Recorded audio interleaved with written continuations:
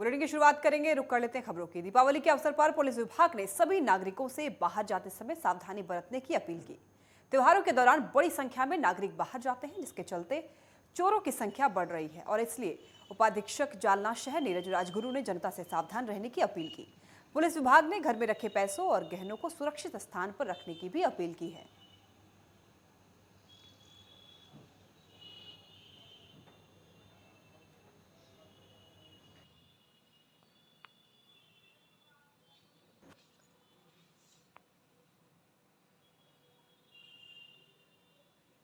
घर में रखे पैसे गहनों को सुरक्षित रखने की अपील की गई है। आगामी त्योहारों को लेकर के प्रशासन अलर्ट मोड पर है। लोगों से सावधानी बरतने की अपील की गई है।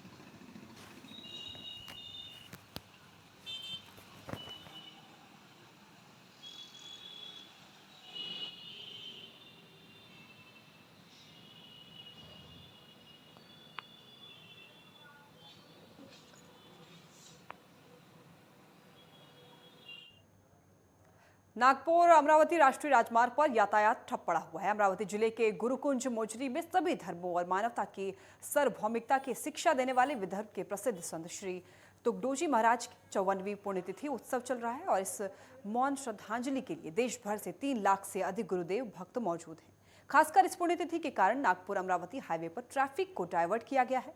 मौन श्रद्धांजलि के लिए इस साल 20 से भी अधिक विदेशी गुरुदेव भक्त आए हैं।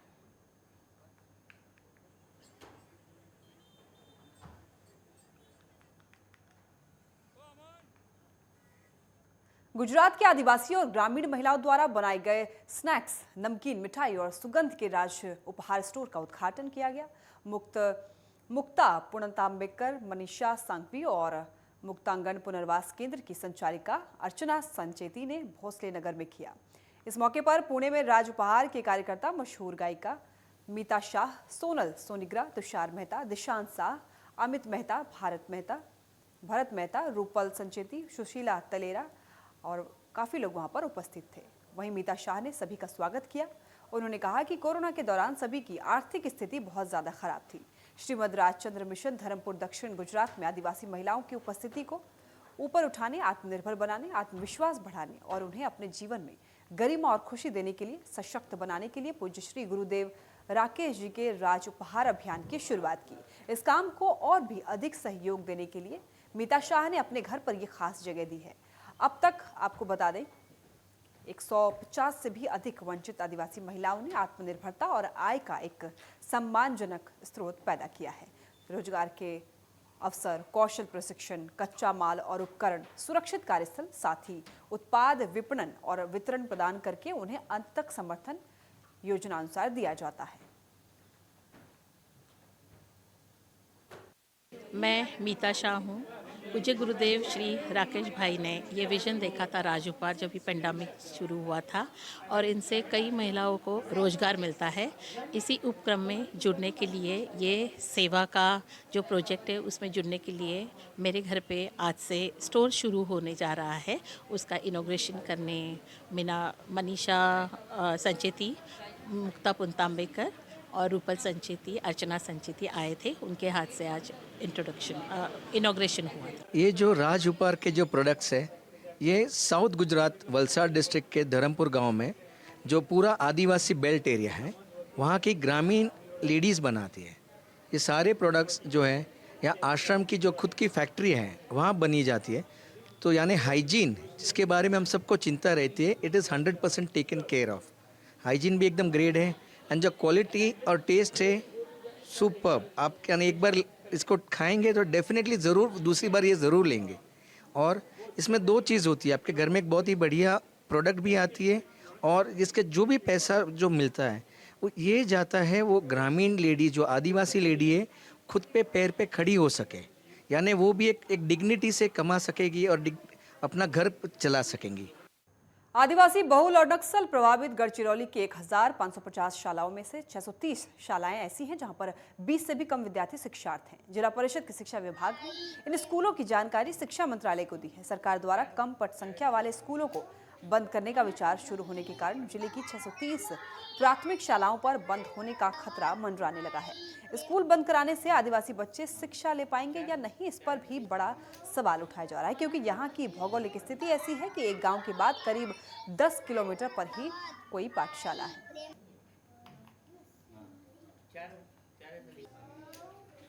जो 0 से 20 से पर संख्या जो है स्कूल की, वो बलचोली में 630 स्कूल है। शासन पत्र के अनुसार में हमने जो तालुका स्तरीय गठन शिक्षा अधिकारी है उनसे माहिती मंगवाई है, और जब उनसे माहिती प्राप्त होती है तो हम शासन को भेज देंगे। अभी फिलहाल हमको शासन से ऐसे कोई निर्देश प्राप्त नहीं हुए हैं, सिर्फ हम माहिती कलेक्शन कर रहे हैं।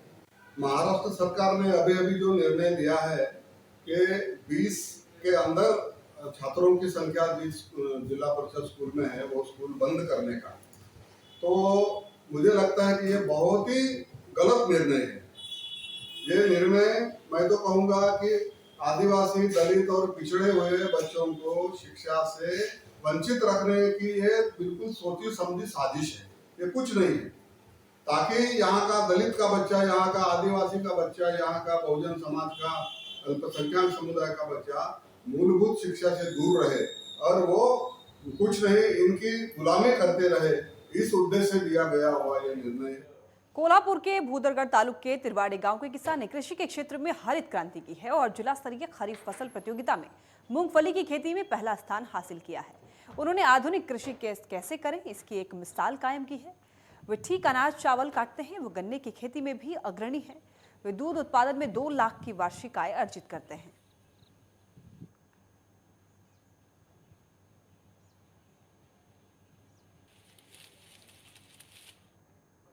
अमरावती के 18,000 संतरा उत्पादक किसान कई साल से संतरे के बागों में होने वाली फल गलती के रोग से परेशान हैं और जिसके चलते इन किसानों ने कृषि विभाग के माध्यम से संशोधन केंद्र के समक्ष अपनी समस्या रखकर इस पर मार्गदर्शन मांगा है। लेकिन इन किसानों को अब तक उचित मार्गदर्शन नहीं मिलने के चलते किसान काफी ज्यादा परेशान हैं, जिसके चलते इन किसानों ने अब संतरा संशोधक केंद्र के शास्त्रज्ञ खिलाफ मुंडन कर संतरे के बगीचे में इनके लापरवाह कार्यप्रणाली के खिलाफ आंदोलन शुरू कर दिया है।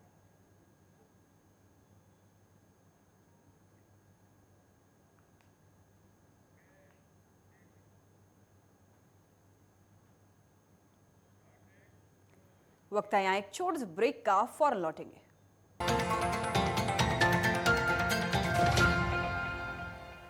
ब्रेक के बाद आपका स्वागत है। बढ़ते हैं खबरों में आगे। नासिक जिले के चांदवड तालुका में बाप बेटे पर अज्ञात बदमाशों ने हमला कर दिया। हमले के बाद पिता की मौत की हो गई और इस दौरान इलाके में सनसनी भी फैल गई, जिसके बाद घटना की सूचना पुलिस को दी गई। सूचना मिलते ही पुलिस ने मौके पर पहुंचकर शव को कब्जे में लेकर पोस्टमार्टम के लिए भेजा। साथ ही पुलिस ने संदिग्ध अभियुक्तों को हिरासत में लिया। फिलहाल पुलिस पूरे मामले की जांच में जुटी हुई है।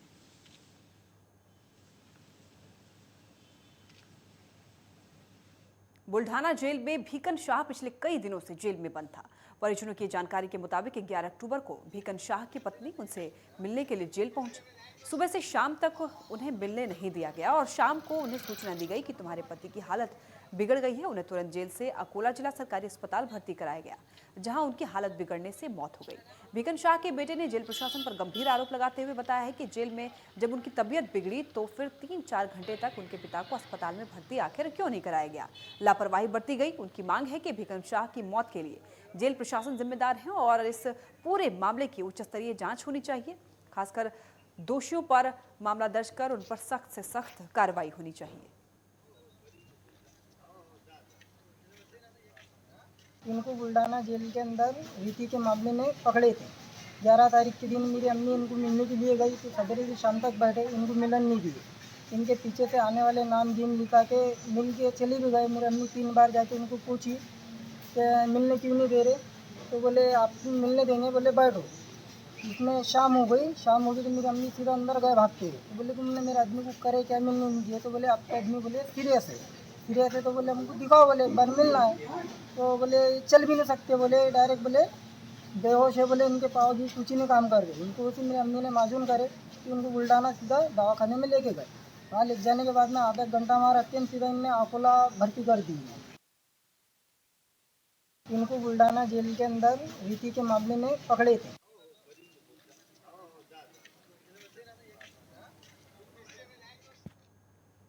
अहमदनगर में श्रीरामपुर के मुख्य संदिग्ध आरोपी मुल्ला कटर समेत 6 लोगों के खिलाफ मौका की कार्रवाई की गई है। लव जिहाद कांड को लेकर इस गिरोह के खिलाफ मौका कार्रवाई की गई।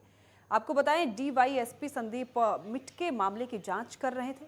पुलिस अब तक 6 संदिग्ध आरोपियों को गिरफ्तार कर चुकी है।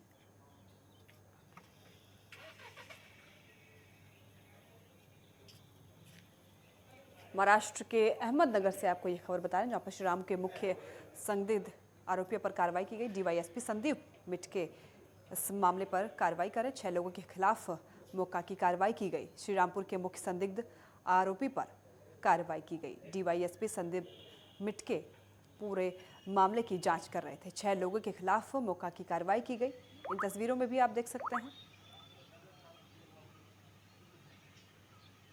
महाराष्ट्र के अहमदनगर से आपको ये खबर बता रहे हैं, 6 लोगों के खिलाफ मौका की कार्रवाई की गई। श्रीरामपुर के मुख्य संदिग्ध को लेकर के जांच कर रहे थे वहां पे अधिकारी। 6 लोगों के खिलाफ कार्रवाई भी की गई है। पुणे के जरवड़ा में गोल्फ चौक के पास एक कार में अचानक आग लग गई। कार में सवार 2 महिलाएं और 2 बच्चे गाड़ी में धुआं देखते ही बाहर निकले, लेकिन कार पूरी तरह से जलकर खाक हो गई। इन तस्वीरों में भी आप देख सकते हैं किस तरीके से यहाँ पर कार जो है वो आग का गोला बन गई, लेकिन कार में सवार सभी लोग सुरक्षित थे और इसी दौरान घटना की जानकारी फायर ब्रिगेड को दी गई। सूचना मिलते ही फायर ब्रिगेड की टीम ने मौके पर पहुंचकर आग पर काबू पाया।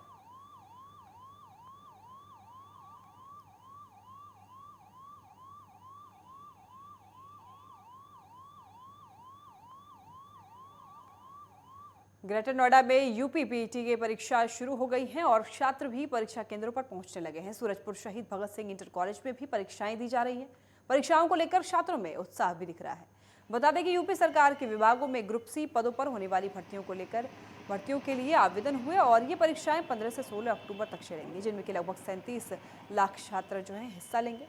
परीक्षाओं को देखते हुए सुरक्षा के भी कड़े इंतजाम किए गए हैं। रुकेंगे यहाँ एक छोटे से ब्रेक के लिए, फौरन लौटेंगे। आप देखते रहे नेटवर्क 10।